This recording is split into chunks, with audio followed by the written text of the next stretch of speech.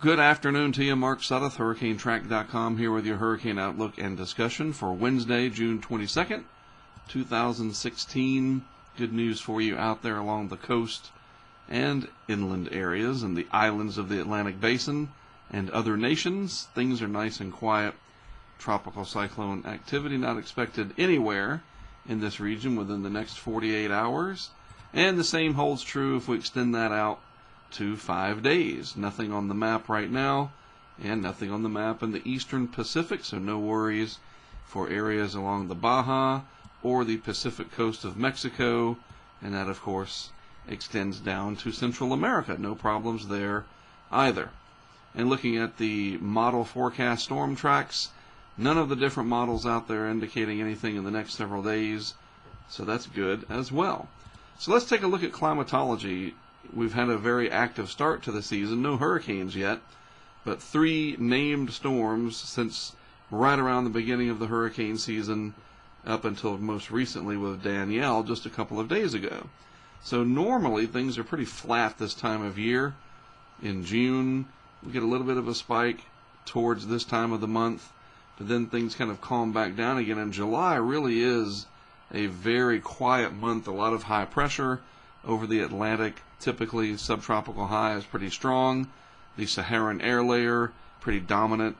And it's not until we get into August that things start to really ramp up on the climatological scale. This is what normally happens with a peak in mid-September, and then things calm down again with another pronounced secondary peak around the middle part of October, and then just a little bit of what we call a tertiary or a third peak in the first part of November. But usually this is down somewhere in the Caribbean Sea, and it's not often that those systems would affect the United States. It's not impossible, but it's not often.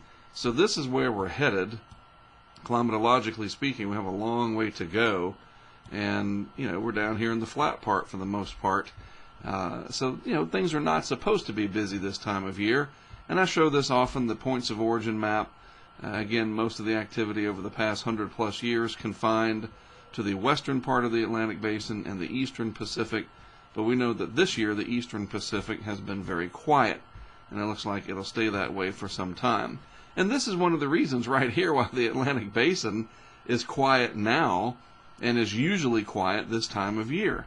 Water temperatures out here in the tropical Atlantic are warm. They're warmer than average in a lot of locations, but at the mid and upper levels of the atmosphere, in different layers of the atmosphere, you have different things going on, and part of that is the Saharan air layer.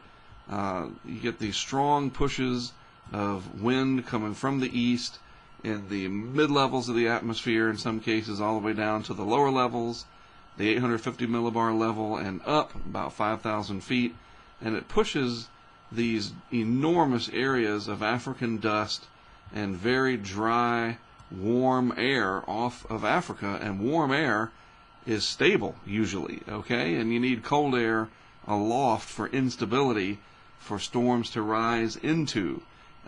We call this capping.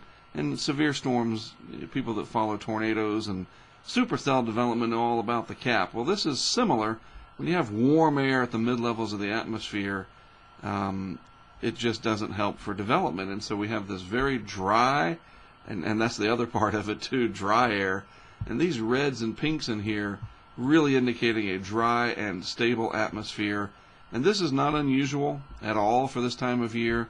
You also see very limited convection anywhere over the continent itself, and so things are nice and quiet because of that. And what will happen over the next several weeks is the subtropical high will weaken, at least it's supposed to, in a normal season, and the intertropical convergence zone and all these tropical waves will start to come off at higher latitudes, and these Saharan outbreaks will be confined more to the northwest part of Africa, and even weaken enough as these impulses move off that the tropical waves can begin to take root. It doesn't always happen that way. Sometimes you have a very inactive Cape Verde season, named for the Cape Verde Islands here in Cape Verde, Africa.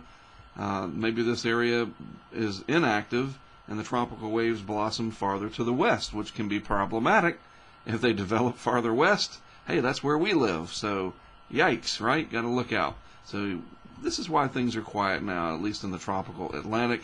And then this is what it looks like on a visible satellite picture. The edge of the satellite envelope over here, can't see, we don't have well, I guess there is a global perspective, but I want to show you the majority of the Atlantic basin, and you can see this push of dry air right here, very stable air sitting in here, and no convection at all. The intertropical convergence zone, where the trade winds from the northern hemisphere meet the trades from the southern hemisphere, and that's called convergence.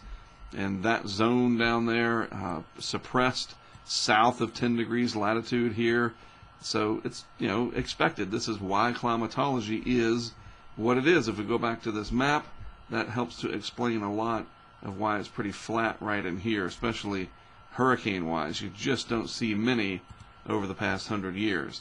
So we do have a tropical wave flaring up a little bit in the western Caribbean, but the overall pattern is not conducive for development. We have the non-upward motion phase, is one way to say it, of the Madden-Julian oscillation.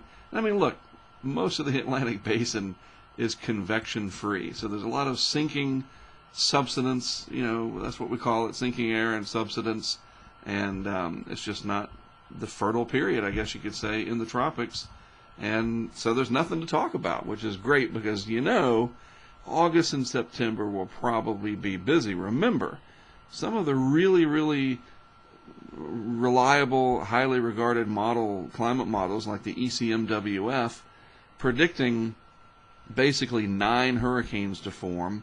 I do not remember if that's 9 more, because remember we had Alex. But people talk about that we've already had 4 named storms so far. Well, Alex was this weird anomaly that formed, in January. It's kind of an outlier if you look at it statistically. Yes, it's part of the calendar year of 2016, but the ECMWF model and its climate and seasonal outlook predicting roughly 9 hurricanes, and if we count Alex, then 8. Well, that's 1 or 2 more than the long-term average, and we still have all of those to go. All right, so each day that passes by, you got to crunch all that down, assuming it's coming, into probably a 60 to maybe 80-day time frame, mid-August through maybe the end of October is one way to look at it. So things are probably going to be pretty quiet, with the exception of a pop-up storm here or there, until roughly the end of August, which is the way it normally unfolds. All right? So that's it. That's all I got for today. Have a great rest of your Wednesday afternoon. I'm Mark Sudduth for HurricaneTrack.com. As always, thanks for tuning in, and I'll be back with you tomorrow for more.